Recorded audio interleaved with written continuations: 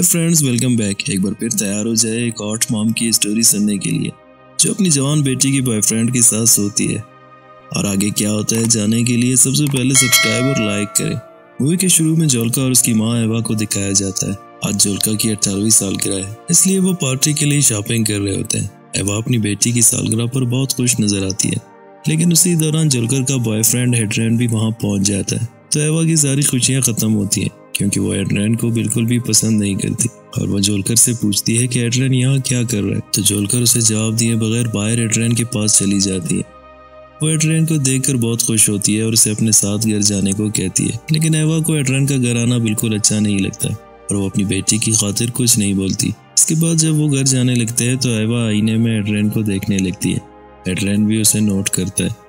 ऐसा लगता है कि शायद वो एड्रियन की तरफ मुतवज्जा हो रही है और घर पहुंचकर एड्रियन देखता है कि एवा उसके आने से खुश नहीं।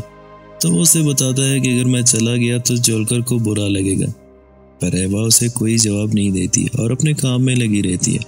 और अब दिखाया जाता है कि एड्रियन और जोल्कर तैराकी करने झील में जाते हैं, जहाँ एवा एड्रियन को खिड़की से देख रही होती है। दरअसल एवा एड्रियन की तरफ अट्रैक्ट होने लगती है। कुछ देर बाद जब एवा पार्टी के लिए घर को सजा रही होती है तो एड्रियन उसके पास आकर उसे कहता है कि जोल्कर ने उसे सनस्क्रीन लाने को कहा है। तो एवा उसे कोई जवाब नहीं देती और एड्रियन उसके बिल्कुल करीब जाकर उसे बताता है कि मैडम, मुझसे इस तरह नाराज ना हो, मैं बस जोल्कर के बर्थडे पार्टी के बाद यहाँ से चला जाऊंगा। एड्रियन के इतने पास आने की वजह से एवा की सांसें तेज हो जाती है और वो जल्दी से वॉशरूम जाकर खुद को कंट्रोल करती है।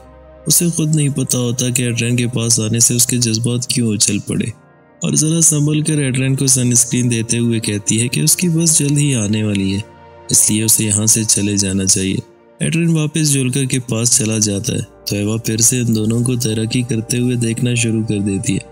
लेकिन जब वो शाम को झील से बाहर आता है तो एवा उसे बताती है कि उसके डैड का फोन आया था कि वो घर की चाबी अपने साथ लेकर आया है, इसलिए जल्द से जल्द घर जाओ। ये सुनकर एड्रियन समझ जाता है कि वो झूठ बोल रही है, तो वो उसके पास जाकर कहता है कि वो उसकी बेटी से प्यार करता है। ये सुनकर एवा हंसने लगती है क्योंकि उसे लगता है कि वो उसकी बेटी से सच्ची मोहब्बत नहीं करता। और इसके बाद एड्रियन जोल्कर से कहता है कि वो थोड़ी देर में वापस आएगा और अपने घर जाने लगता है क्योंकि वो वाकई घर की चाबी अपने साथ लाया था। उसके जाने के बाद जोल्का अपनी माँ से कहती है कि एड्रियन उसके बारे में बार बार पूछ रहा था और उसके बार बार पूछने पर मैंने उसे बता दिया कि मेरी माँ झील में बिना कपड़ों के नहाती है। ये सुनकर एवा उससे पूछती है कि ये निजी बात एड्रियन को क्यों बताई। तो जोल्का जवाब नहीं देती और बात खत्म करके केक बनाने के लिए दूध मांगने लगती है। लेकिन अब एवा खुद पर काबू नहीं रख पाती और दूध वहीं छुपा देती है और खुद दूध लाने के बहाने दोबारा शॉपिंग मॉल की तरफ चली जाती है।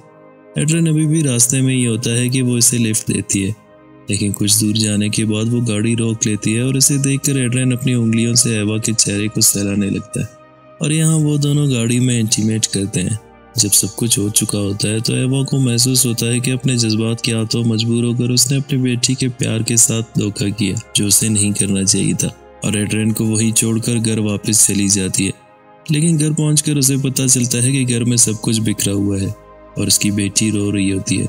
ये देखकर एवा को शक हुआ कि शायद जोल्का को इसके बारे में एड्रियन ने बता दिया है। लेकिन जब वो जोल्का से पूछती है तो वो उसे बताती है कि एड्रियन ने उसे मैसेज करके बताया है कि वो अब किसी और से प्यार करता है और अब वो कभी वापस नहीं आएगा। ये कहकर जोल्कर रोने लगती है।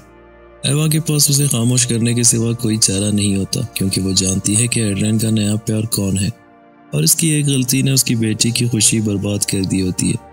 लेकिन ये जोल्कर के लिए अच्छा होता है क्योंकि एड्रियन के दिल में जोल्कर के लिए जगह थी ही नहीं।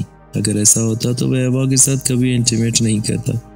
बाकी आपको क्या लगता है कि एड्रियन ने मौके का फ़ायदा उठाकर सही किया या गलत? कमेंट करके बताइएगा। ये मूवी यहीं ख़त्म होती है। जल्द मिलते हैं एक नए वीडियो के साथ, तब तक के लिए साथ रहिएगा।